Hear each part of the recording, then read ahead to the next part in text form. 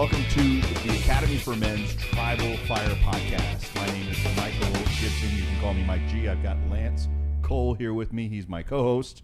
Hi, Lance. Hey, Michael. How you doing? I'm doing fantastic, man. It's Sunday. It is. It's Sunday. June 8th? Yes. Am I June close? 8th. I think you're on it. June 8th. And nope, 9th. Is it the 9th? Okay. Maybe. So it's June something. I've got my phone. I'm not even going to look at it. But yeah, it's June something. And it's a Sunday, and we're here in our studio really to kind of flesh out some of the conversations that we had with men the last Sunday that we met, which is about a week ago. And so we're going to bring up the conversation that we had there, and we're going to comment on it and talk a little bit about it for your benefit, because going forward, we're developing a tribe of men who are just hearts of fire for women, for living a life of a masculine presence in the world in a way that shifts and change and becomes sort of like a modern shaman, if you will. And so my trusted friend Lance is here to bring some serious, deep knowledge. And I'm here to just kind of make things fun. So, Lance, we had a good conversation this last We did. Tribal Fire, didn't we? Yes, we did. I think we had 5 or 6 men, Yep. which was great. And every single one of them had something very important to share. And the topic was on honor. Honor. Yeah. What does honor mean to you? And so why don't you share a little bit about what you shared about honor in the group? Sure, I can do that. Honor is like having regard for somebody or something, or some kind of adherence to what is right, based on a conventional standard of conduct. So, what that means, these are dictionary definitions of honor. Mm-hmm. So the conventional standard of conduct would be something that was learned, something that's a belief structure. And there's an example that's given about honor, like in the days of old, like how it was looked at, and is horizontal honor and vertical honor are the Right. two. So the horizontal honor, which doesn't really exist so much today, it does, just within the framework of what honor is. Yeah. I guess a little bit, and you'll see by the example is like a team. So you have honor with a team, Right. and this is horizontal honor because everybody's there doing the same thing.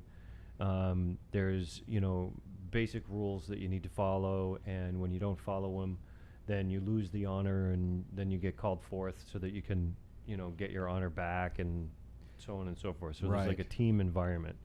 And then there's vertical honor, which is like the example I'm going to use is the coach. Like, so he's part of the horizontal honor, but he's also the vertical honor, because everybody honors him because he's the coach, and that honor's going up to him. Correct. He's not in the same playing field. It's hierarchy. So to speak, kind of a hierarchy. Yeah. like a hierarchy kind of Right. thing. So that's the two types of honors from the honor from the old days. And by the way, like some of the greatest coaches Yeah. ever, right? Yeah. And you could probably name a few.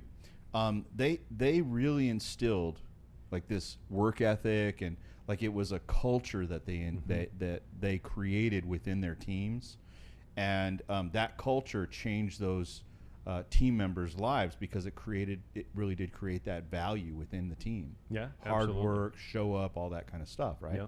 Absolutely. Yeah. Yeah. So nowadays, if you talk about honor, what you see is doing the right thing no matter how you feel. That's what a lot of people would say. Yeah. Like, what does honor mean to you? Well, it means that I need to do what I need to do regardless of what's going on. And that's something that, I mean, to me, that's just controversial, but at the same time, as a man in the world, that's how it is. Yeah. Like, Very much so. no matter what. And in relationship, that's how it is. It's just, that's what's like expected. That's what's there. And that's what exists in guys. Like, for me, that's what exists in me, Yeah. and it could mean any number of things. I mean, regardless of how I feel, it's kind of a loose thing, but there's so much depth and presence in that. For for me anyway. Yeah. Well, in that, you have this.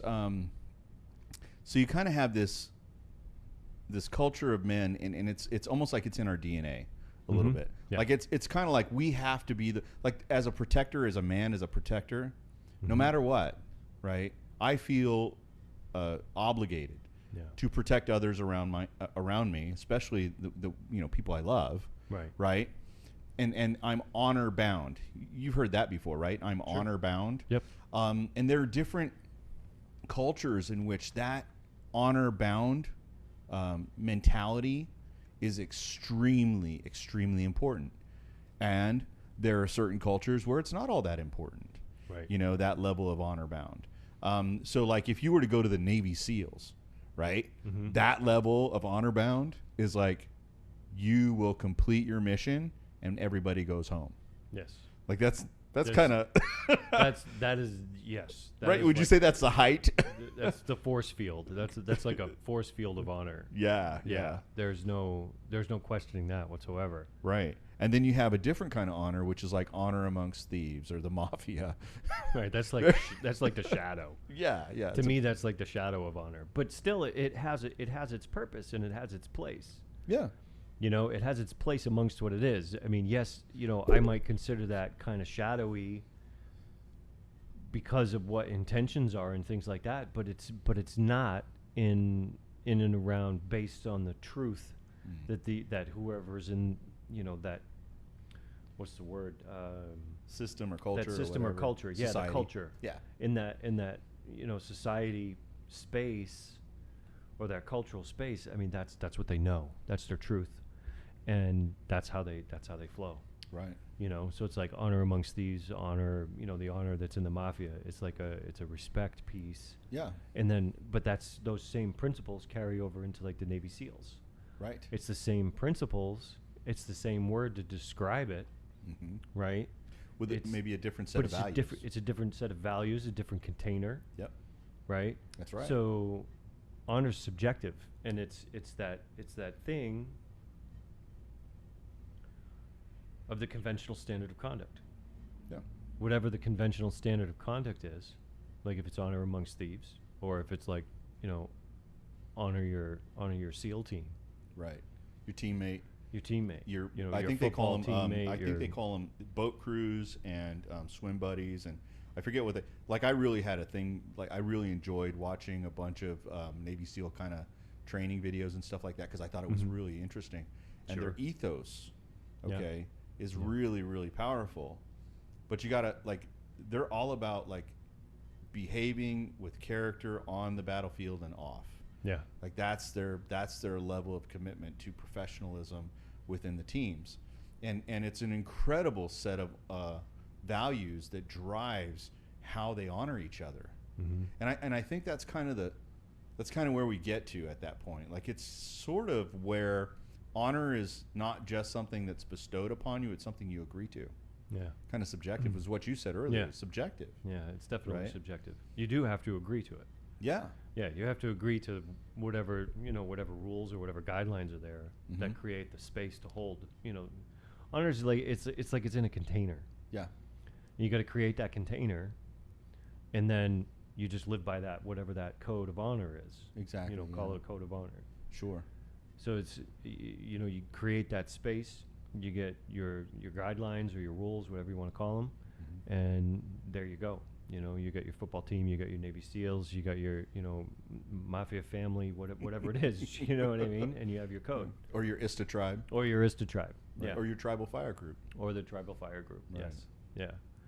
And you live by those things, and it's a very subjective thing because you have the group, right? So you have this code of honor within a group, and then you have all these individuals in that group. So it's subjective at an individual level.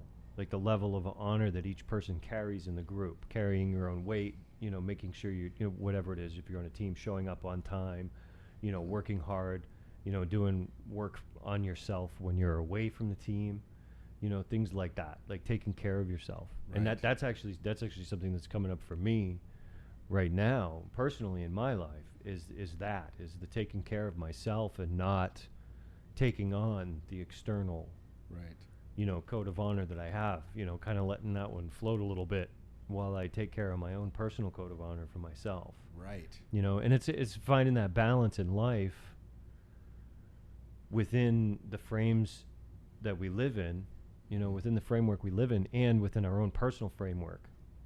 Right. So there seems to be, as you're explaining it, there seems to be an overlap with what culture we subscribe to, if you will. Mm-hmm.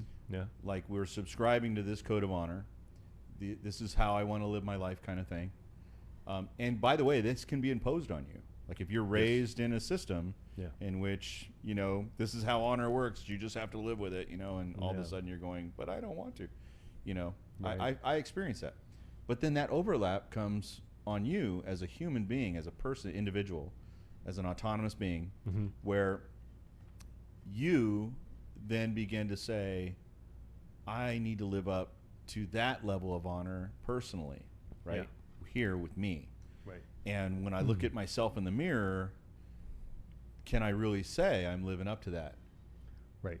And sometimes the code of honor that is created by people, by men, by women, whatever, mm-hmm. whatever that code of honor is out there. Yeah. Sometimes it's so overwhelming to the individual. Sure. And the individual has a hard time living up to that in Yeah. their own person. Yep. Right? Yeah. And that's difficult because I've been there.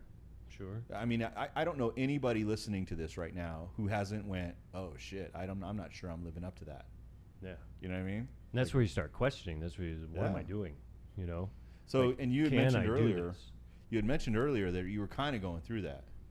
I'm kind of going through that. I don't have, I don't, just the way you're describing it, I don't have like any issue with living up to anything. Mm-hmm. I'm just kind of going internal. Right. So I don't want to, it's not that I can't, like if I need to, I'm there. Right. Like Gotcha. I'm on it. Yeah. Right. But I'm not looking for it. I'm not like reaching out and going out and doing that right now. Well, and by the way, like putting myself in the social or the cultural space. I probably got to pull myself back a lot here. Because actually the conversation you and I were having was more about, I really feel like I need to take care of myself and honor myself. Yeah. And then I have the external part, others, right? The others that I feel honor bound to care for. But I really need to take care of me, and that's what that was what we were talking about, not in a sense of I'm not living up to anything, right? Right. It wasn't that at all. Yeah. But It wasn't about living up to anything. No. Because if I need to, I can. Yeah. But I'm not just kind of operating normally, where I'm just out doing things like I normally would. Right. I'm choosing to kind of be internal. Yeah. Which is a sense of self-honor. I'm honoring myself because I have the feelings that are going on, and I'm taking care of myself. Right. And I wonder how many men experience that, like, regularly. Like, there are times where me personally, I'll have to just pull away and go, I can't be around people right now. I need to handle me. Yeah. And it's really hard for you to go patch somebody else up when you're bleeding out. Yes. Do you know? Yeah, very much. And so sometimes you've got to like mend yourself in whatever context that looks like, and then you handle that, and then all of a sudden you're back in the game. You can get back out there. You can do what you need to do. I want to interject here Sure. real quick, because I love the example you just used about it's hard to. What I heard is this: it's hard to hold space for somebody when you're bleeding out. Yeah. So it's hard to be out in the world when you're actually needing some care yourself. Right. So I want to put this out there to whoever's listening, to the men, to the women, to anybody. When you're in that space, you can do what I did, which is I went and had lunch with a great friend of mine today, and we had great conversation, and he held space for me. Mm. It was a joint thing, but it was primarily him holding space for me because I needed that, and I asked him for that. Right. So it's like reaching out and asking for what it is that you need so that you can sustain yourself in the world, right? So honoring myself by asking for what I need. Yeah. You know, so it's like I'm reclusing, but at the same time I know I can't do this on my own, you know? And I have all the feelings that are going on. And it brings me back to the, you know, common response for what honor is doing the right thing regardless of how you feel, Yeah. you know, which is, I mean, I'm a little iffy on that one because of what I'm talking about right now, because I am honoring myself because of how I feel. Right.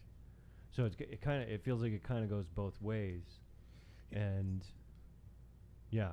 Here's So the continuing off here's the that. interesting thing about this. Lance, if you were called forth, if somebody needed you, you'd show up, Yeah. Well, yes.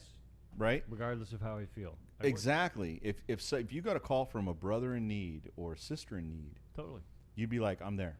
Yep. I'll be right there. And that's what honor is, right? That's even though you're going through your own stuff, Mm-hmm. to be the person, the human being that says, okay, I can forego that and do what I need to do to help this brother or sister out. Yeah. That's Absolutely. really honor. I actually put something out on Instagram. If you want to follow me on Instagram, you can. It's the Academy for Men. There's underscores in between each word, so the underscore Academy. You get the rest of it. I was actually reading an incredible post by a guy named the Harry Healer. His name is Tyron Mowbray. I love this guy, but he inspired this in me a little bit, and I found this old post that I had of Tupac, and Tupac, the quote is, you know, a lot of people fight over things. I find myself at war with my feelings. Mm. And it just hit me, and I was like, wow, it is so true. And it's really hard for people to understand, and I don't want to single women out, but I'm going to have to here.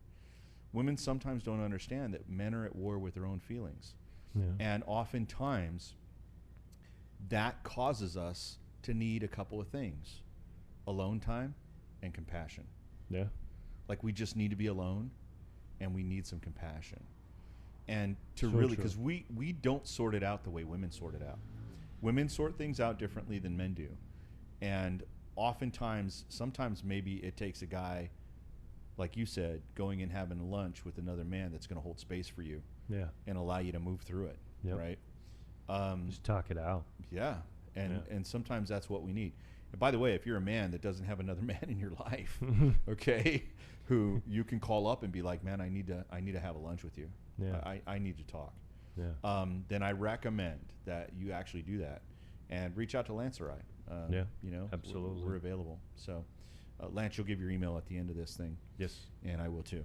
Okay, so I want to read, if I may, do it, please. this post. I'm curious. I want to hear it. Yeah. So on Instagram, you can find it. It was actually put out today.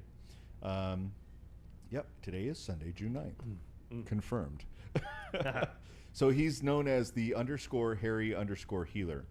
And this guy is just amazing. I think he's a man's man. He's maybe 30. Yeah.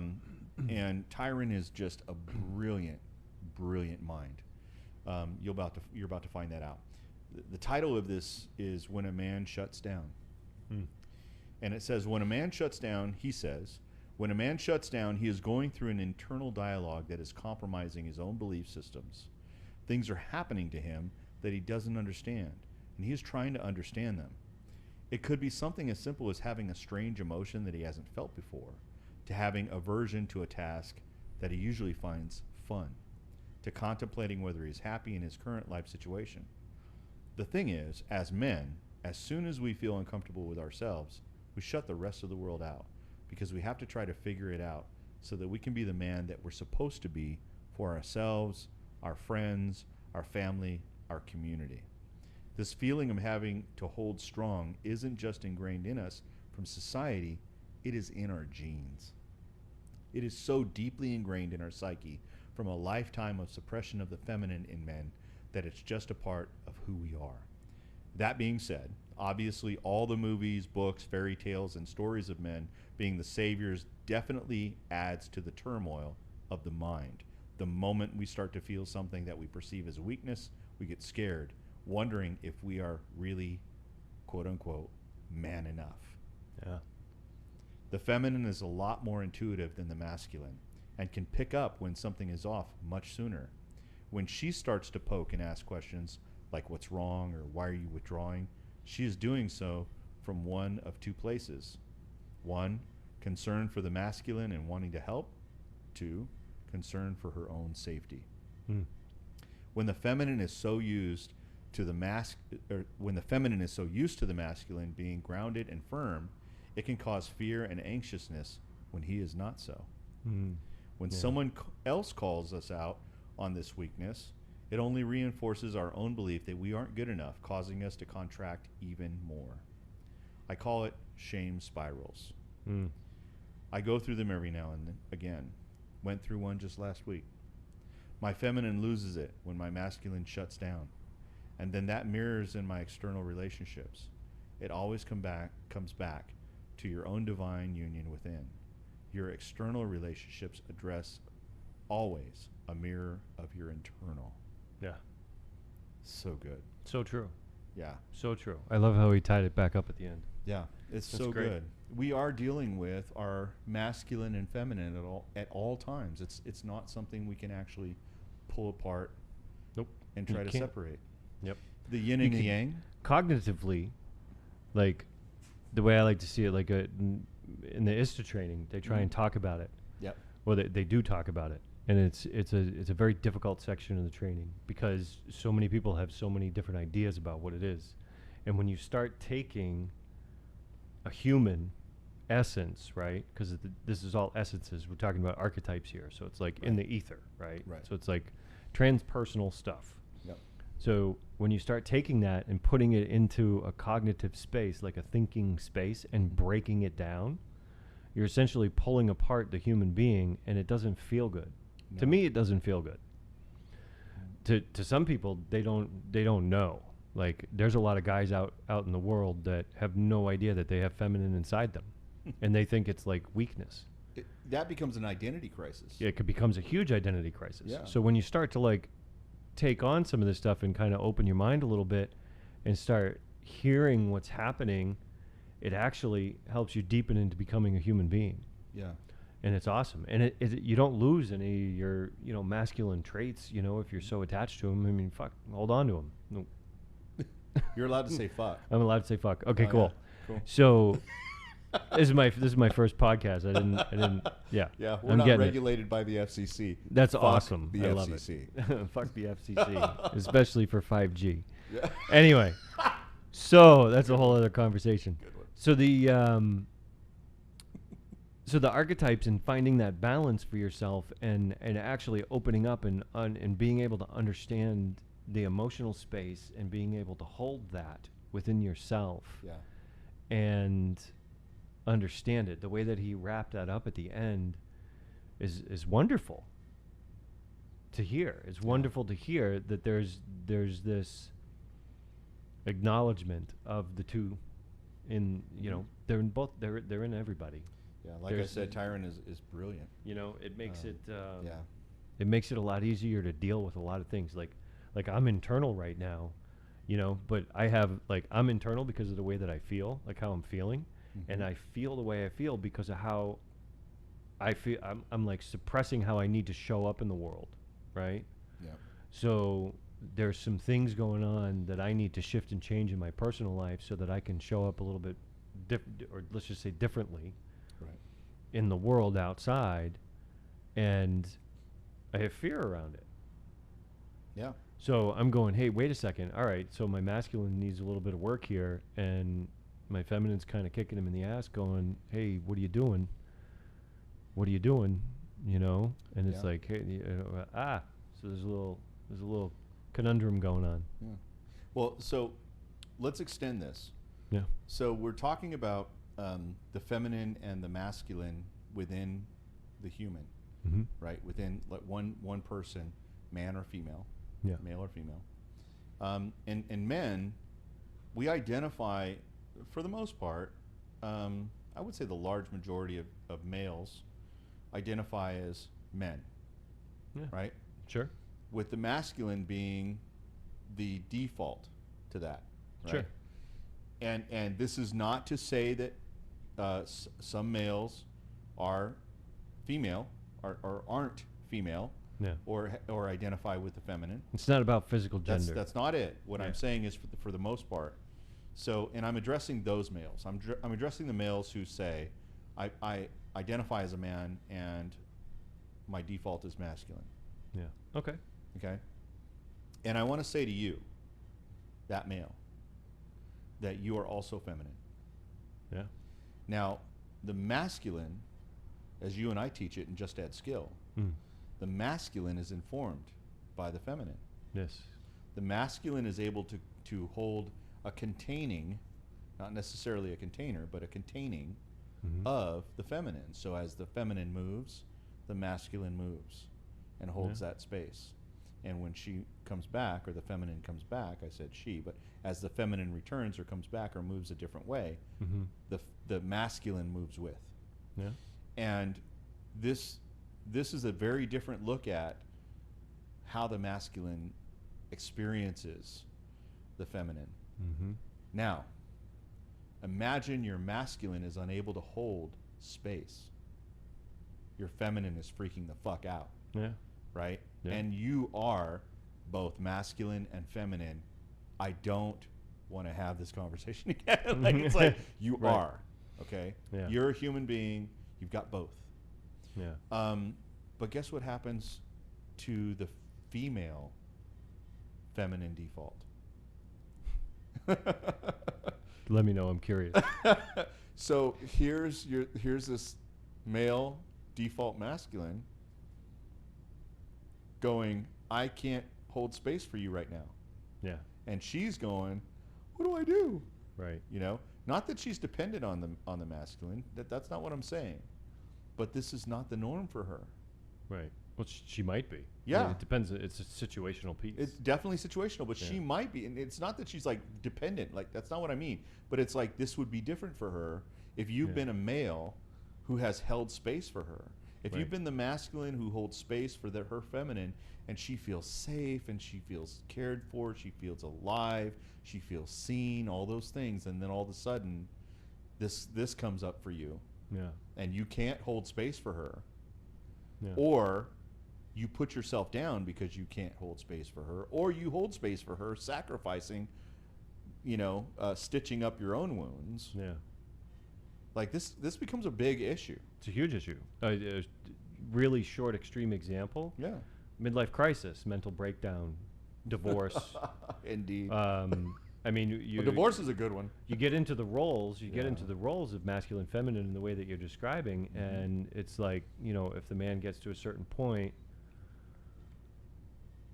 in the relationship or in life, and he's been a certain way, and the woman has, settled into her container of where she's at, Yeah. and needs him. So if he falters, she's a mess. Yeah. If he's the financial guy, if he's the makes more money, whatever the case is. I know I'm probably touching a lot of people here by saying the things I'm saying, but this stuff exists in the world. It just does. I mean, it exists. Yeah. So, and it's the wounded space. So it's the unhealthy feminine and the unhealthy masculine in relationship with each other, and the breakdown occurs, and there's midlife crisis, there's divorce, there's all this shit that happens. Yep. Because there's no healthy feminine within the man in the relationship, or the the male in the relationship, and there's no healthy masculine in the woman within the relationship. Right. So there's if one falters, it's the mirror. It's what you were saying, the mirror piece. That mirror piece. piece. You have to look inside yourself.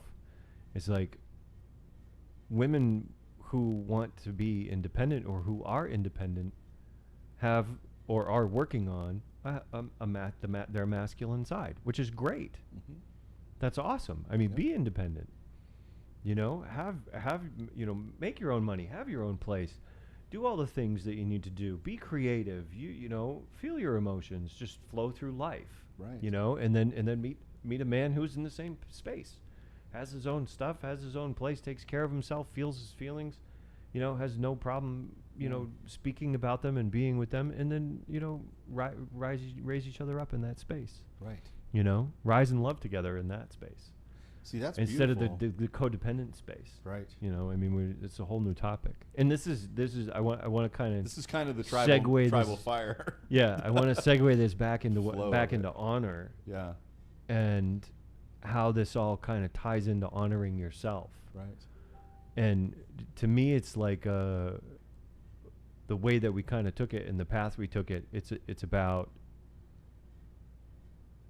honoring yourself, and it always comes back to how you hold yourself and how you honor yourself. Right. And how you show up for yourself in the world. And it's like, you know, one of the things I learned along my path is when there's a new idea, like you get a seed planted, or you get a new idea put in, and you just dismiss it immediately. You got to take a look at it. And you got to go, hey, wait a second. Okay, I got this new idea. So I'm putting a new idea out there, probably to a few people. Create some space in your life, and open to the possibility. You know, it's a way forward. It's an expansion, and things can happen. Yeah. You know, progress can happen.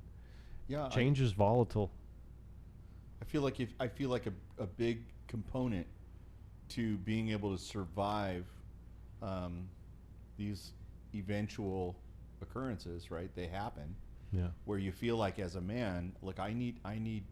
We call it man cave, right? It's like, I want to go drinking with the guys or whatever. Whatever. That's not it. What we're talking about is something where we've got a challenge that we need to actually sort out and overcome. And so it's not that. It's not an excuse to go hang out with the guys and get drunk or high or whatever.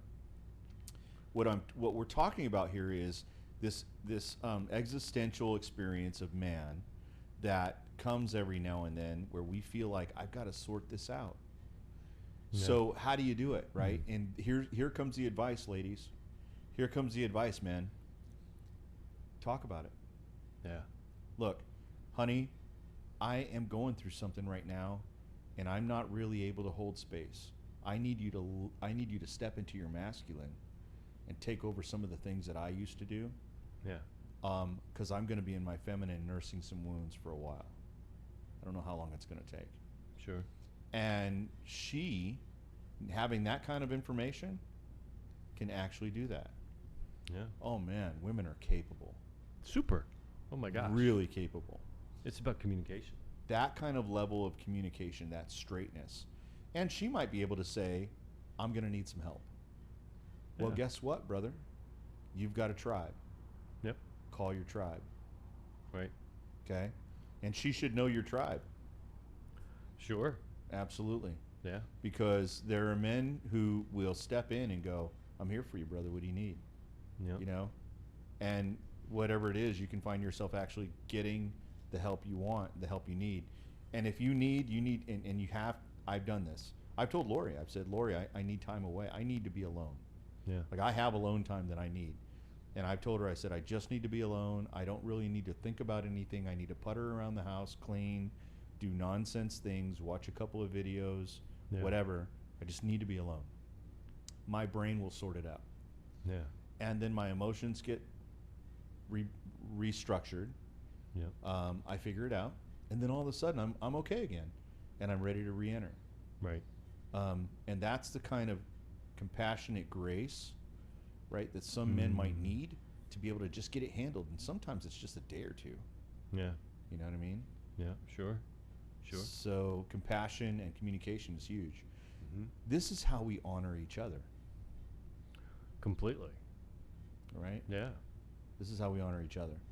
Honor is a big thing amongst men. It's huge. Yeah. Yeah, it's absolutely huge. Just personally in your own sphere, and also in the relationship sphere. Yeah. Yeah. It's and huge. We don't talk about it. No, it's not. It's not a. It's not a much very well talked about subject. Not at all. No, because it's in us. Yeah. You know, like with the thing you read, how it's in our genes. Yeah. You know, and I mean, shit, we'll bypass our feelings to hold on to honor. Yep. I mean, whoa. We'll do it anyway. Whoa. Wait a second. Talk about trying to be a human being and integrate the archetypes of masculine, feminine, and all that feeling and everything that's happening. Yeah. And we'll still do it. We'll still bypass our feelings Yeah. as men. I mean, women do it too. Yeah. I see women do that all the time. They'll bypass their feelings. They might hold a grudge a little bit longer than a guy does. But Well, one of the things that I thought was really interesting that we brought up, and we got a lot of comments about at the last Tribal Fire, was the idea that honor is subjective, and I call it slippery. slippery. Yes, that came up. Yeah. 'Cause Speak on that. you could, well, Honor is Shit. so fucking subjective. You know? well, back to the team analogy from the horizontal honor. It's like from that theory, you get into the team, and each person's going to do their own thing, and they're going to show up in their own way, no matter what. Even though there's the code that the team has, they're going to show up the way that they do. Right. And, you know, if one guy kind of falls off or he's slacking, and then there's, you know, there's the super go-getter or the, you know, star player or whatever, you know, there's just, everybody holds honor in a slippery way. So it's different for Right. each person. So it's subjective and it's slippery. It's And weird. It's a strange thing. And People are okay with the hierarchy of it. Yeah. You know, and you start, you know, maybe it starts to turn into some vertical honor with the star player.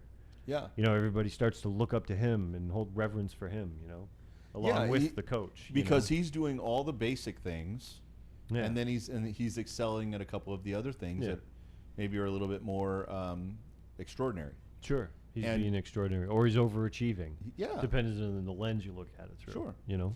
And that guy, for some reason, he gets more honor, but in the sense of accolades, like Yeah. you know, gratitude for winning or whatever.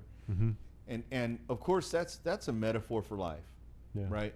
It's a metaphor for life in the sense that we don't operate that way. Like if you were to look at how many people, who's your team? Yeah. Who's your tribe? Who do you access for that kind of, and then who's really in your life in that sense? Who's really excelling in the sense of, you know, these are people that you know you can rely on. Yeah. Like who I like to liken it unto, look, if you need me to come and help you change your tire in the middle of the night, give me a call kind of person. Yeah. Do you know what I mean? They're Mhm. reliable. Yeah. I'm not so sure you should do that with me. To be honest. Because I might be at a level of drunk that's not safe. Yeah. That and your phone's off at night too, so. That's true. I turn Yeah, my phone off. Turn at your night. phone off. But, you know, apart from being just funny about it, you know, like really, I'm really serious. Who's on your team? This is the Whose team subjective are you piece. on? Yeah, whose team are you on? Who's on your Yeah. team? This is the subjective piece. It's like, are you not worthy of honor now because you shut your phone off and you're not available to help me change my tire at night? You know, what the fuck Maybe. is that?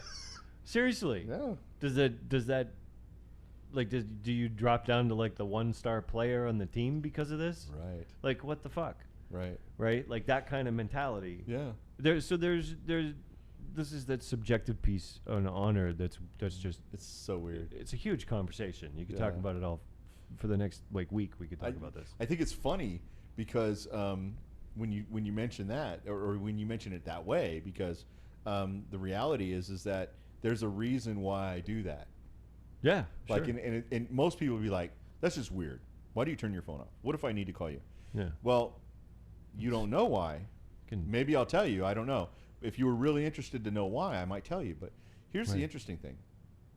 Even if, well, we had an example. We had an example last Sunday where one of the guys was sharing, right? And he just shared. He said, I said, he's in relating with this woman, and he's in a primary kind of a relating with her, but there was another guy involved in the situation, and he went to where she lives, and they live in the same place. This other guy, and he said to him, I'm interested in primary relating, having primary relationship with this woman, and it kind of knocked the guy over a little bit, right? And the question was, wow, did you just hurt this guy? Like, did you just like beat this guy over the head with like whatever it is that you said?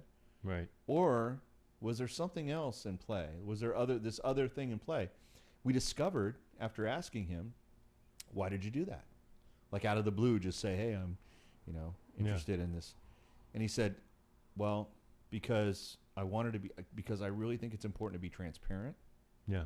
Like those are his words. I think it's important to be transparent and to really like, be upfront with people.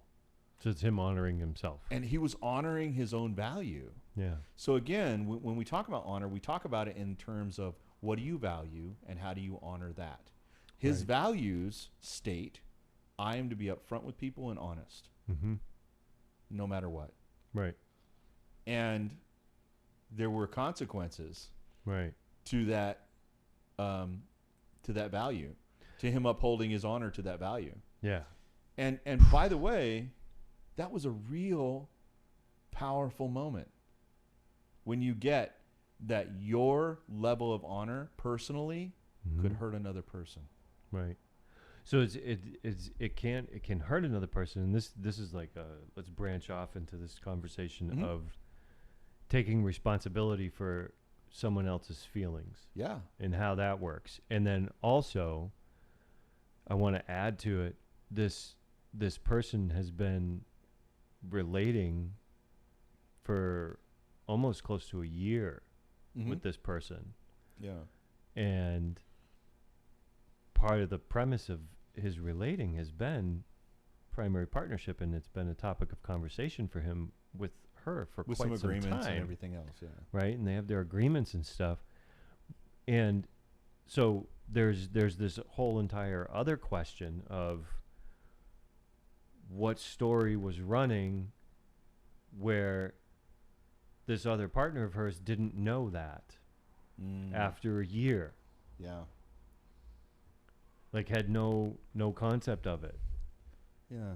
And so there's a level of this, and this is the come back to communication piece, and authenticity, and carrying yourself and honoring yourself in the world, and honoring the people in your network. So especially in an intimate relationship. So I'm going to lay this out in a way that I'm going to lay it out like this because I want you to feel what it feels like to judge another person's lack of honor. Sure. Okay? Yeah, do it. All right, so I'm going to pretend I'm the guy.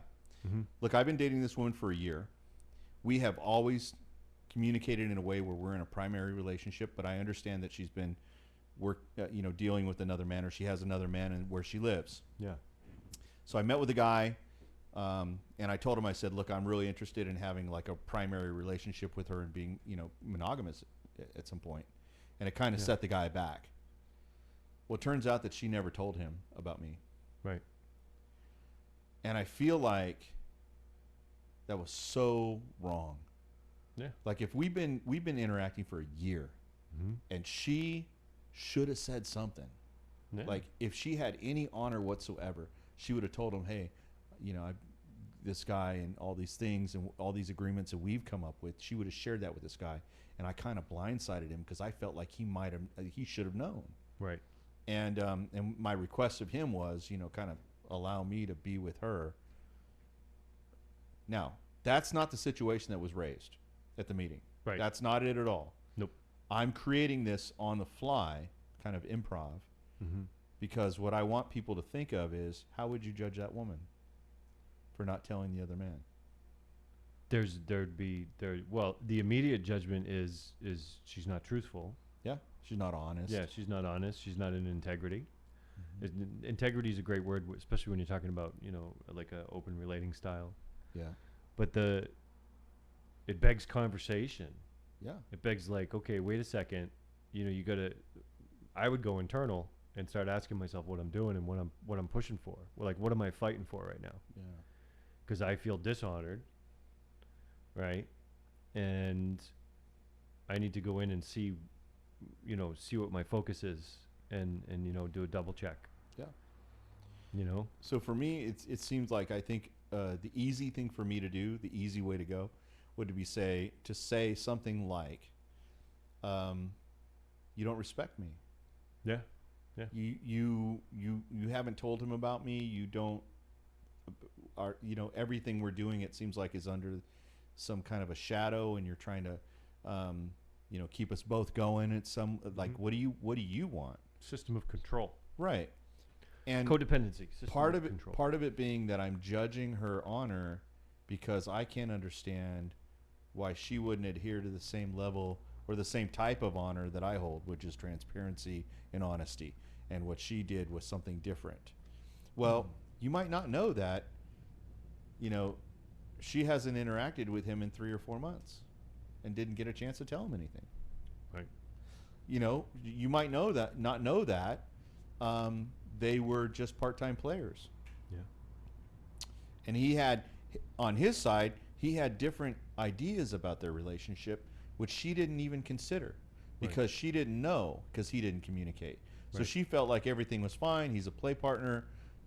This is my primary. This person's my primary. And he's just somebody I see from time to time. So a lot of this gets lost in translation because we don't know all the facts. Right. We haven't gotten everybody in the same room to go, what's going on here? Right. And she might have been able to explain herself in a way where you were like, oh, well, that wasn't dishonorable. But again, this is all a scenario. Mm-hmm. This has nothing to do with the actual person. Yeah. Just so it's all see. Hypothetical stuff.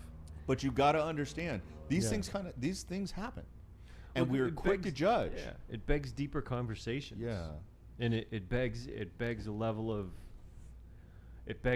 of like self-awareness. Mm-hmm. It begs a level of emotional intelligence. Yeah. Like for yourself, right? Because the immediate response, the easy thing, is the pissed offness and the reclusiveness and the judgment and all of it. It's like you have to be able to navigate the dishonored feeling or the disrespected feelings. You have to be able to navigate that and step into communication with the people involved, to the person involved, and to still stay in a compassionate space, to be able to hold space for that, while honoring your own feelings and your own internal workings, that are going on for you, and this is a difficult thing, especially in relationship, and especially when sex is involved. I mean, fuck, man. Sex complicates everything. Oh, it so does. And, you can try all you want to remove the difficulty of it, but you just can't. It complicates. It does. Unless you learn the communication around it, and you learn how to be with your own emotions and your own state and own your shit, man. That's right. Like, just step up to the plate and own who the fuck you are as a person on this planet. Yeah.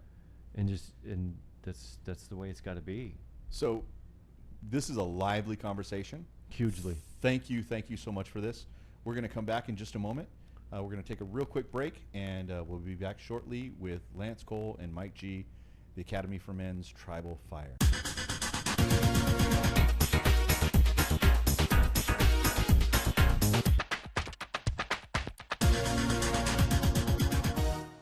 Welcome back to the Academy for Men's Tribal Fire with Lance Cole and Michael Gibson. And we've been having a lively conversation. And the last thing I think we talked about was, this communication thing that needs to happen, especially between men and women. But men have this need for some form of a tribe or a team themselves. And so normally what happens if, let's say, a guy on the team, let's use that analogy, let's call it a football team, he doesn't show up on time a few times, he seems to be a little flaky, and he's not pulling his weight, okay? What normally happens to that guy? Oh, any number of things could happen. He'd be running laps. Right? He gets singled out, first of all, right? Yeah, he'll get singled out, so he'll be made an example of. Sure. you know, or And it's not just the coach that's going to make an example of him. the team will too. The really powerful part of it is that all the people on his level, the team, they're also they're gonna call him out. Right. And that's typically the way it goes. That is typically the way it goes. You He'll know, get called out. He'll get probably, might be made fun of, things like that. Yeah. I want to share he'll be running laps. He'll be doing all kinds of shit. I want to share a real experience I have when I was in the Navy. So when I was in boot camp, you have this infrastructure of, you got your company commander and you've got all these people. And we had this one guy who he never showered and he stank. Okay. Ouch. Yeah, it was really, he was a smelly dude. And he kept fucking up like every single time. You probably don't know what it's like to go to chow and come back and have everything in your, barracks completely destroyed. Like, whoa, dude, fucking things, your bunks ripped apart, your everything torn and thrown over, and like all your gear thrown in the middle of the room in a big ass pile. Whoa. That we used to call that a CC tornado. The company commander would go through and just fucking go off. Wow. If you missed in your inspection, okay, like a certain number of, if you got a certain number of demerits, that would immediately turn on the CC tornado, and they would rip everything apart, literally. Wow. Now, if you're in the military, you know what I'm talking about at some level. Sure. Well, this guy had been the cause of that. Oh, they wouldn't just do it to the one person. They do the whole the group? the entire squad. Oh my God. Got everything tossed into a big ass pile. You had to sift through all your shit you had to and go work through. together as a team. Boom, Gibson, here's your underwear, Gibson. They're throwing shit at you, and you're all going through this stuff, pulling your stuff apart. It was a big puzzle of just shit that got thrown into the middle of the room by the company commander who was teaching you a lesson. Fucking get your shit together. Yeah. That's what the lesson was. Well, that's a calling out. That's a serious calling out. That's a serious calling out. And he let us know who was the cause of that particular CC tornado. Oh, wow. Oh, he called him out big time. The guy's last name was Malat. I haven't seen him in 40 years. Don't worry. I don't think he knows who I am. Guy's name was Malat. And he was a nice kid. I was 18 at the time. I was 17, actually. Yeah.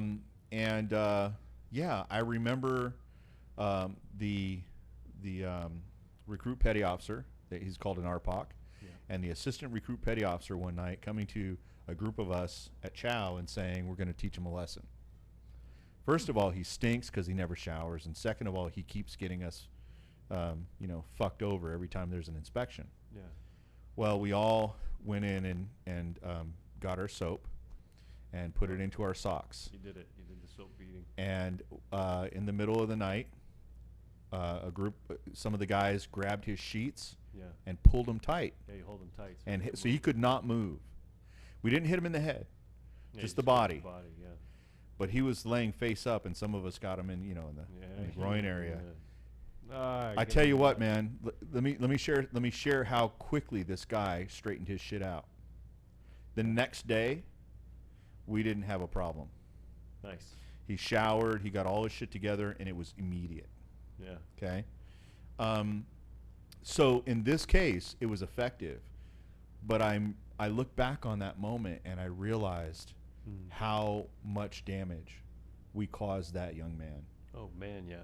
Because he was singled out not only by the company commander, but by the entire squad, like all of us. Our company went to, we took him to task. Yeah.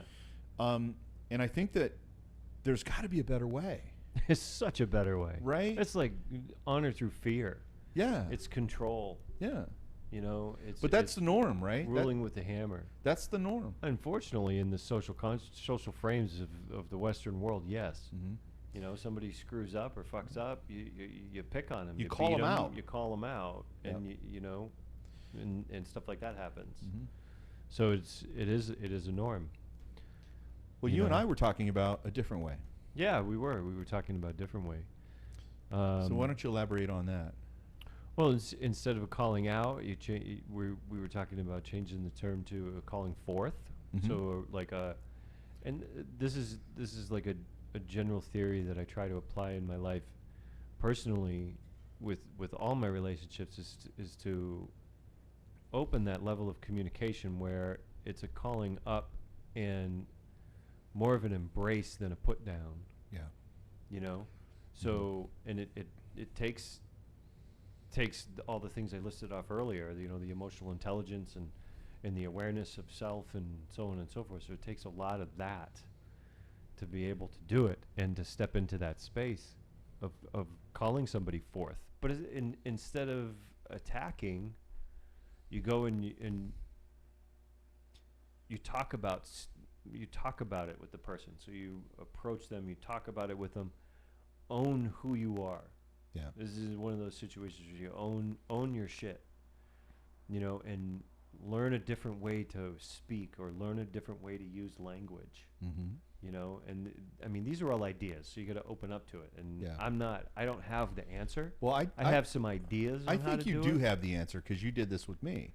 Yes, I've done it because Mhm. I work at it. Yeah. But at the same time, I don't have all the answers. Well, I so have here's some. I feel like I have some. all right, bullshit. You have some great answers. I have some great answers. So I'm going to call you forth here. Cool. And so this is what it looks like, right? Rather than so realizing, let's just take Malat for a moment, Mm-hmm. and let's just assume that rather than attacking and inflicting pain, Mm-hmm.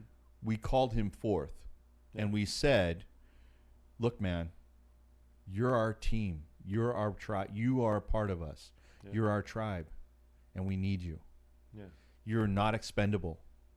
Yeah. We cannot have you continue to do this, because if you do, we don't know how we're going to survive our company commander as a team.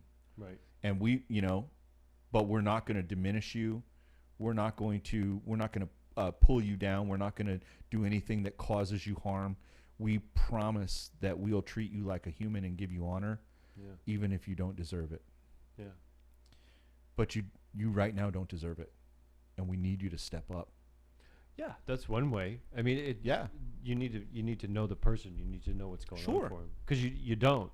Yeah. And in a lot of life situations and in a lot of relationships, you don't know what the background is. You were talking about that before. Yeah. In the example we were talking about, the made up example Mhm. of the relationship stuff. Well, so here's the other You half don't of know it. the situation. Here's the other half of that. Yeah. And I love this because I get this from some of this stuff. I really do. I've studied with like Allison Armstrong, who's Mhm, one of sure. my favorites when it Yeah. comes to dealing with people. But she says always have a powerful ask, and a powerful ask includes, if I ask you something, Yeah. I follow up by saying, "What can I do for you to help you give me what I want?" Right. You know. Yeah. Sure. And so you can say to this guy in that same scenario, right? Mm-hmm. "Hey, we need you to step up. What do you need from us? Yeah. How do we help you?" Absolutely. That's a true calling forth. Companion. Now, you and I started this organization, this Tribal Fire, Mm-hmm. on the premise of we're done competing with men, Yeah. right? Become companion. Get out of competition. Yeah. Stop living life in competition and move into a companion space as a human being. Mm. You know, and I mean, what does that look like? I mean, this is like a. I don't think this frame exists on this planet. I think it's being created. I don't know that it exists. Yeah. I have a lot of theory and a lot of ideas. Well, we know? create this now in our own Yeah. relating. So Lance and I, Right. are if I may say, we have a very different way of relating than I relate with any other man on the planet or any other woman. Yeah. And it's because of who Lance is being. When like he came to me one time, and this is exactly what I meant by, you did this. Yeah. So you model this. It's not like as if you say it's theory, but you've modeled it. And I want to acknowledge you for that, first of all, but it also sparked in me this really powerful need to have that be in my life in a greater scale. Yeah. You know what I mean? I do. And so the tribal fire came out of that. We want to spark a fire in men, Yeah. right? Okay, so here's what happened. May I? Can I Yeah, go of and share course. this? Yeah, sure. So Lance came to me one day. I think it was probably a month or two in the making, maybe. It took some time. It took Right. well. It took some time for. I have a high threshold. So by the way, it takes time. By the for way, I stuff had to this. take place. So I have this propensity, if I may say, to acknowledge people and then in public, but then it's not congruent with how I am with them in private. And so, would you agree with that? Was that kind of Yeah, that's a good way to put a it. bit of Sure. it? So whereas, you know, I would acknowledge Lance for how amazing he is, which I still believe, and I always did, but in private we weren't that really close, and so in my saying how amazing was, it seemed like I knew him better than I did, in my opinion, and in reality we weren't really that close, but yet we were having these, like, I would say these things and he goes, it made me feel uncomfortable. It made me feel like it wasn't real. And when you brought that up to me, Yeah. you had said that it made you feel like shit. Not that I was making you feel like shit, but it felt like shit. Well, this is one of those language moments where it says, I feel this way when you did this. Right. And I'm wondering what's going on for you that you would say something like that. Right. Good or bad, right? Like, yeah, it doesn't matter what it was. Right. It's just I felt the way I did. Yeah. And you said what you said because of something that's going on for you. And I don't know what that is. Right. Right? So I want to find out what that is. Mm-hmm. And then that will give me the understanding of why the relationship is the way that it is. Yeah. And then I can go, okay, well, that either works for me or doesn't. Yep. And that's where the question that you asked a moment ago from Allison Armstrong, I can't remember verbatim what you said, but it's something along the lines of, like, what can I do? Yeah. Like, how can I show up to change this? What can I do to bring this back to what would feel like a loving space? Right. You know, how can we restore love to this? You know, yeah, whatever the exactly, question is. And it was specific. Like there were some specific things around it. We won't get into that. But all of it. But what it did. Here's what it was. You didn't call me out. No, brother, you called me forth. You said, yes. You said, here's how I feel about you. Here's how I feel about what you said. Yeah, it doesn't match up. Right. And what's going on? And instead of me feeling attacked, I actually felt like you were honoring me. Yeah.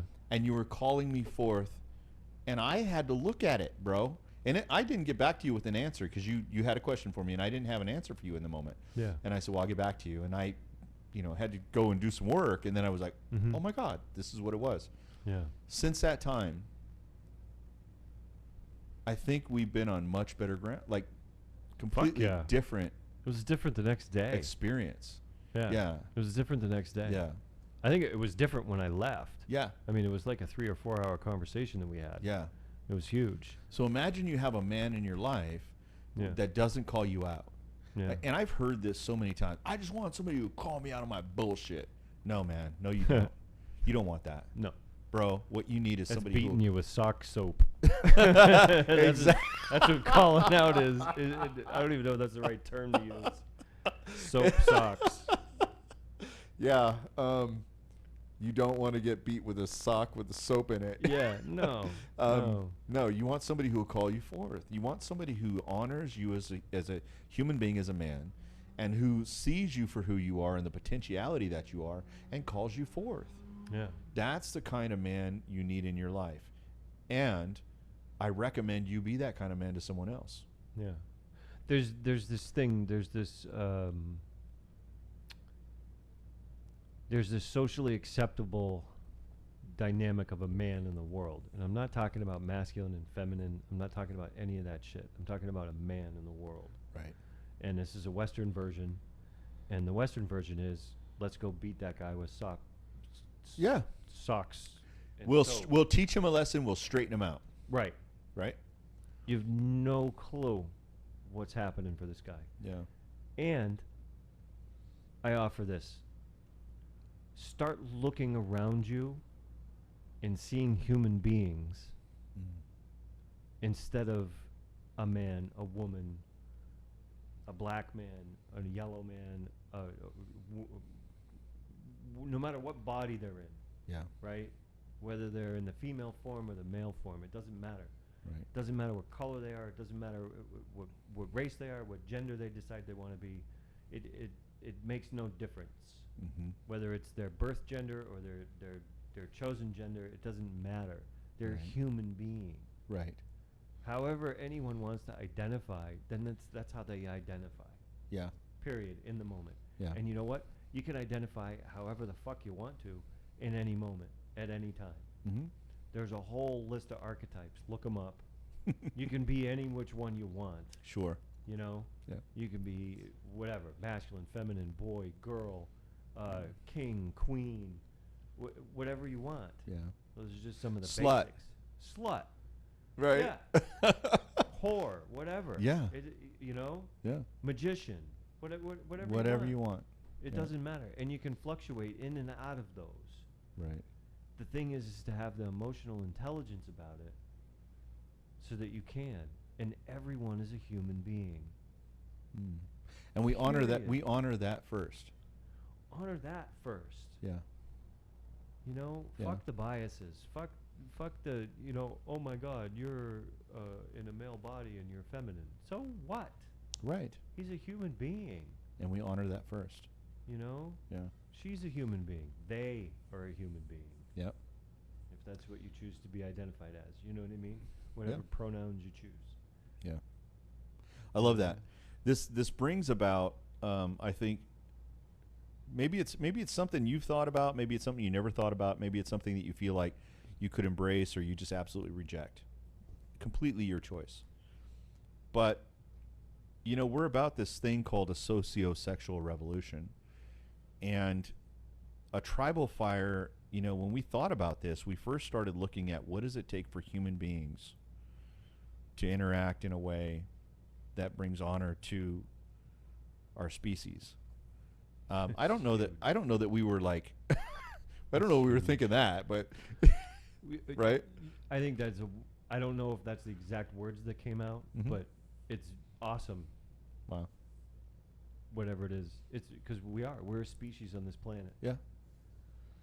You know, I mean, we interact the way that we do, and we have the issues that we have, all individually and socially, you know, in whatever frames or groups we're running in, and I think there's a new level or a new vision that's coming in.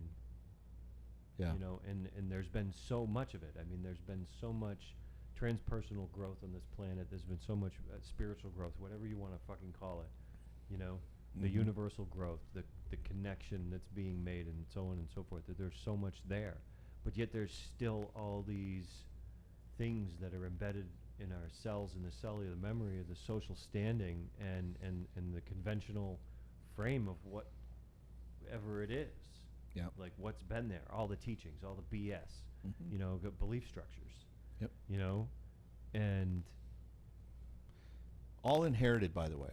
All of it. all inherited. That's It's what I mean. all inherited. It's like in our genes. It's like this thing with honor. It's like, you know what? After all the conversation I've had about honor, Yep. I feel like it is such a slippery bullshit fucking subject. Yeah. I mean, it's like, yeah, great, honor. I Yeah. understand. I get it cognitively what it means, and yeah, sure, I act that way. Yeah, it's in my genes and shit. But no, it's fucking slippery. It is.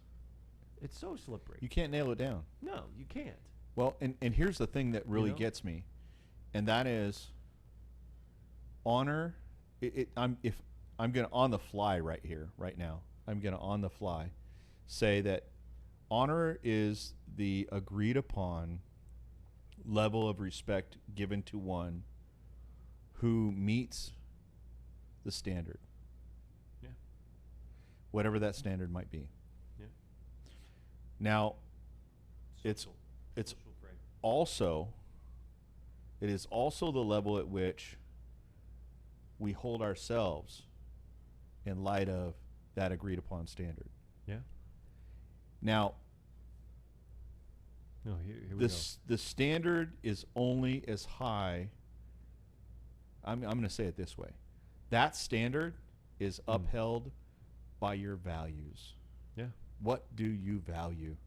Yeah. And if you have a high standard of values and people are meeting that standard of values, you will honor them. Mm-hmm. You'll see them as, like there are people out there right now that think if you're rich, you're the shit. That's Yeah. all you got to be is rich. You're honorable. You're honorable. Yeah. There are people out there right now that think that, if you are, if you're poor, then you're the meek upon the earth, and that's honorable. Mm-hmm. Yeah. And so it's two sides of the spectrum, but again, it's about the value, the standard value that we have. Yeah. And is that person meeting that standard? And then you apply honor to that person, Yeah.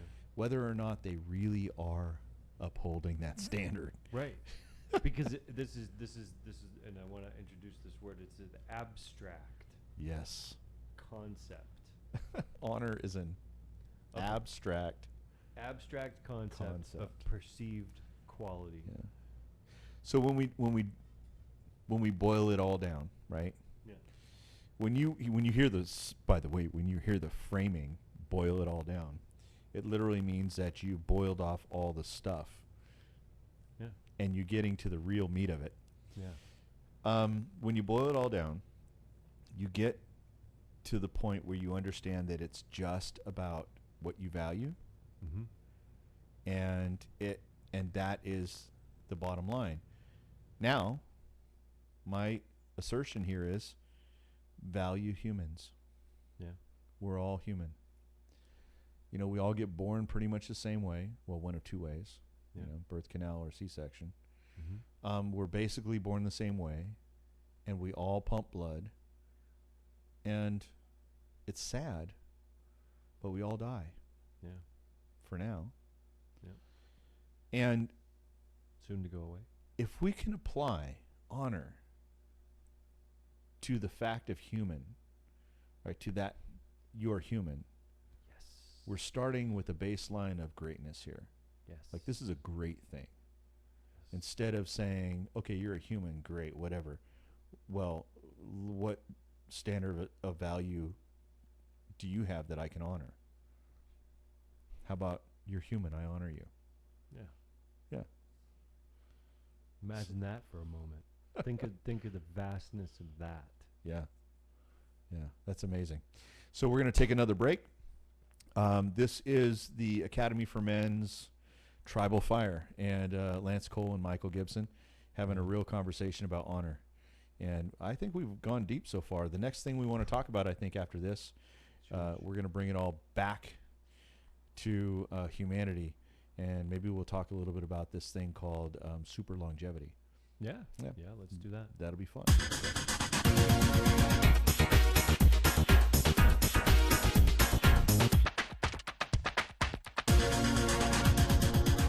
Welcome back to the Academy for Men's Tribal Fire with Lance Cole and Michael Gibson. And we've been talking a lot about honor. We've been talking about, and with the premise that we give up competition as men, right, Lance? Yep. And what you call companionship, Yeah. right? Now that sounds a little, on first glance, it sounds a little feminine to call it companionship. Like camaraderie would be the masculine version of that. Sure. But companionship actually really matters. Yeah. I said this a while back in our first meeting. I said to the men, how would you react? Or what would it look like? How would you react? What would it look like if a masculine man hugged a feminine man? And what would be your response? I think it would look normal. Yeah, it looked like two men hugging. Like two men hugging. Right? Yeah. And it's so odd that we have this, idea that masculine and feminine are somehow like opposite or opposing, if you will. It doesn't make any sense. Yeah. And I think what you really so brilliantly said tonight was that we as humans inhabit both the masculine and feminine. Yeah. And it's important that we acknowledge both and we develop both.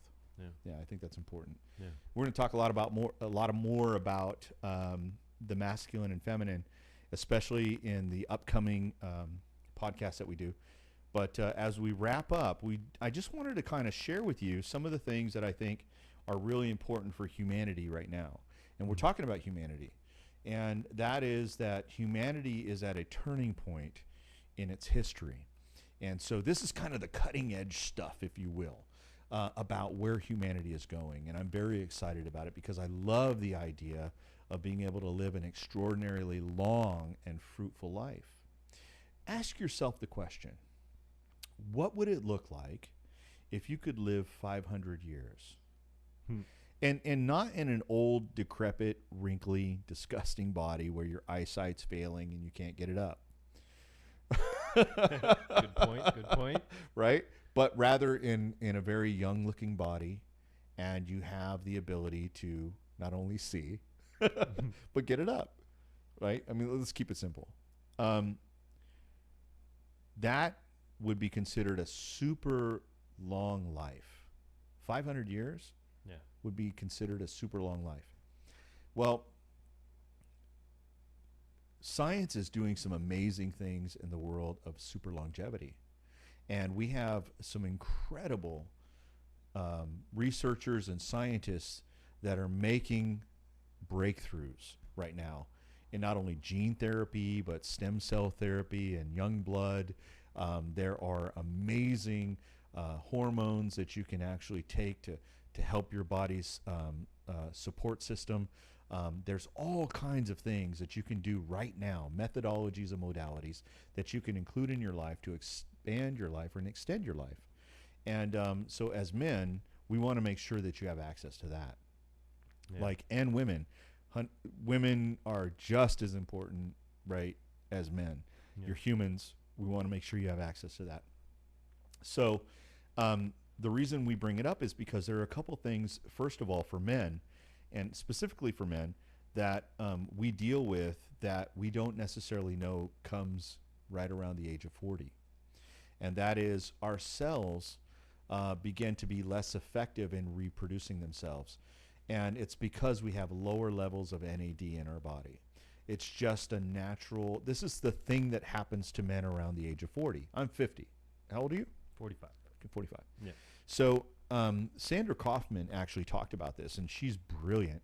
We'll go ahead and post the conversation that Lori Handlers had on Sex and Happiness with Sandra Kaufman about this. But she talks about NAD, AMPK, and some other things that you can do to start to actually expand and to cause your cells to work better, right? Yeah.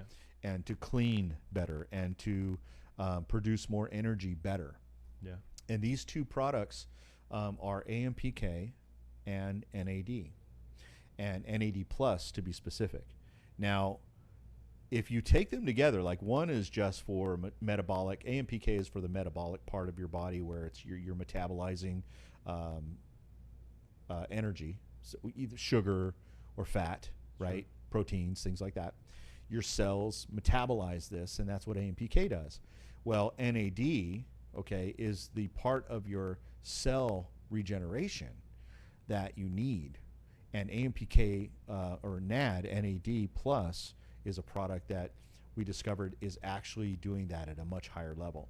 And when you combine the two, they have this marriage, and then they have this amazing ability to work with each other to not only metabolize correctly and increase your metabolism, so you actually begin to lose fat, but also your cells begin to not only reproduce, but also, let me put it this way, what is it called? The part of the cell that does all the hard work, right? Yeah. The factory of the cell, yeah. the mitochondria. Mm-hmm. works way better when you have plenty of NAD in your system. And so So a these, healthier cell. yeah, it's at the cellular level. It's So actually reproduces a healthier cell or stronger cells. precisely. Okay. That's exactly it. And it causes that cell to work better, more efficiently. NAD is the part of your body when you're a young person, you can never, gain weight, Yeah. right? Right. Some of us. As a young person, you could never gain weight no matter what you ate. You could eat Twinkies for every meal, right? Yeah. You couldn't gain weight. That was me. That was because you had high levels of NAD, right, in your body, and you also had a high metabolism. Well, AMPK increases your metabolism rate.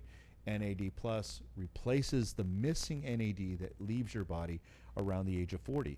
And these two products are so necessary. We're going to give you some links to how to get a hold of these products in the description below. But the reason I'm bringing it up is because, men, if you feel like you're down, you feel like you've lost kind of your edge, right? You've lost your edge, and it's at an NAD level. It's not always necessarily your testosterone, okay? Right. You may want to start doing testosterone treatments. That may be necessary. However, please don't think that's the only thing you need.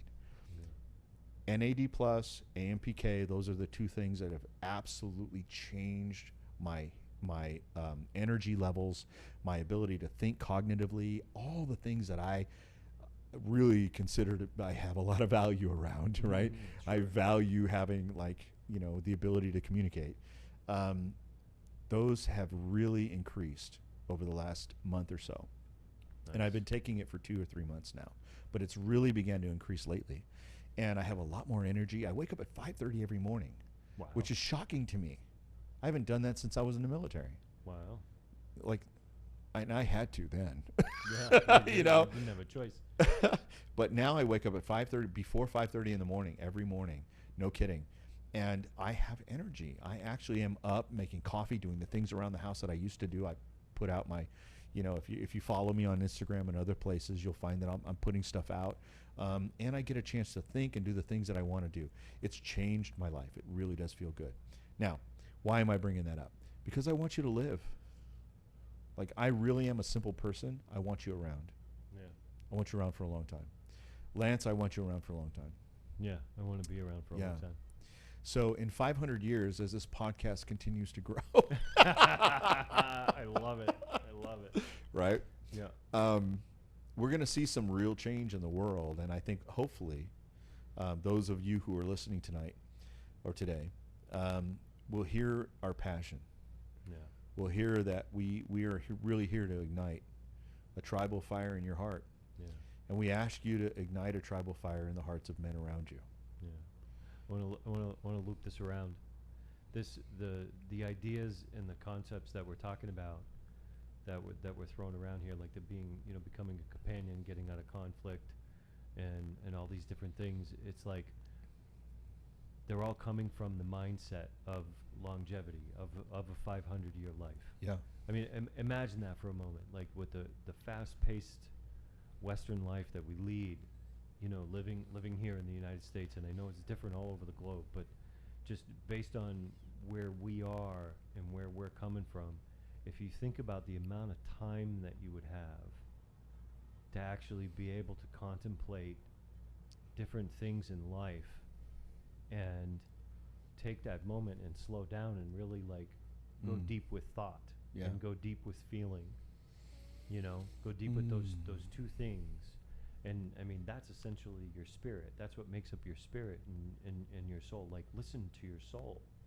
Right. And actually take the time to do that as a species. Yeah.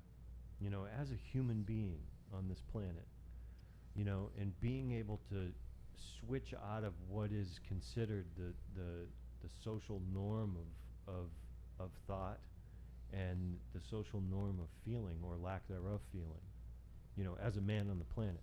Right. And it's all centered around this idea of long life. Mm-hmm. It's changing the language. It's changing how we view our bodies. It's changing how we view our thought process. It's changing how we, it's a complete overhaul. Yeah. you know, it's taken, you know, what were those cars back in the 90s, the Geo Metros, right? Right, Remember, right. it's taken one of those and turned it into a, you know, a souped up drag car. Yeah. Is essentially what it is, and looking at it like that, you know, that's something that's you take care of. Look, in 20 years, we've Something gone. to care for. In 20 years, we've gone from Pinto to Tesla. Yeah, Cars that drive themselves and are all electric. yeah, The technology is happening right now, Yep. and it's extraordinary and it's exciting. Okay, now, as I say this, I'm kind of a visionary. I'm kind of the guy who sits back and, you know, you're logical. You're very logical, and you're very you're so able to like communicate that logic of it, and then you and I start talking about the visionary piece of it, Yeah. and then I get your visionary going. yeah. That's it. So That's it. imagine this. I mean, in 500 years, let's just say it happens. Let's just say one day, let's say you live 20 years, and in 20 years, a breakthrough happens, Yeah. and this magic pill is created that you can take, and it extends your life by 200 to 300 years. Yeah. So at this point, you're now, at that point, 300 to 400 years old. Yeah. How many PhDs would you have? Right. How many different instruments would you play? How many languages? Right. How many countries would you have visited Right. in that time? If you had the time. Yep. If you had the time. Would you have been a senator? Would you have been a president? Right. Would you have been, no kidding, Yeah. would you have Okay. been Imagine the someone who solved the eco crisis? time. Right. Could you have been that physicist? Yeah. Because if you live that long and you have that much knowledge, and your brain, and we know this, your brain right now only holds about 10%. Yeah. Yeah. We only use about 10% of That's it. it. Yeah. We're completely underutilizing our total faculties. Yes. If that were possible, and I want to tell you that it is, I have to tell you that it is, there are doctors and scientists and researchers who are making breakthroughs Yes. literally day by day right now in this entire world. And I got to tell you, if you're a human being, I think I speak for you, Lance. If you're a human being, I honor you. I love the fact that you were born. Yeah. I appreciate what it took for you to be who you are. Yeah. And I want you to join us in igniting a tribal fire. Absolutely. Yeah. Yeah. So, thank you so much for listening. Yeah. Thank you for joining us in this inaugural event. Yeah. Yeah. I hope you endured to the end. And at the same time, I want to thank you, Lance, so much for your wisdom, for your friendship, and for who you are in my life.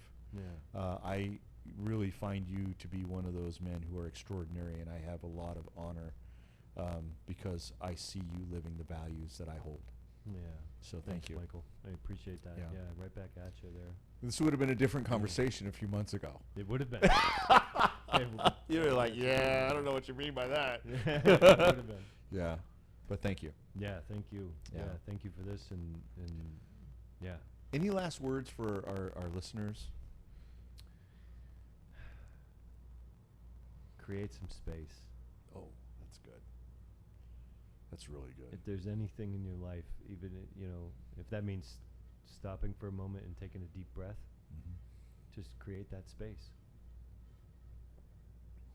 Yeah. And allow yourself to let new things in, new thoughts, new things, new seeds to be planted. See what's possible. That's good. Yeah. All right, everybody, take a deep breath. Until the next tribal fire, my name is Michael Gibson. This is Lance Cole, and we are the Academy for Men.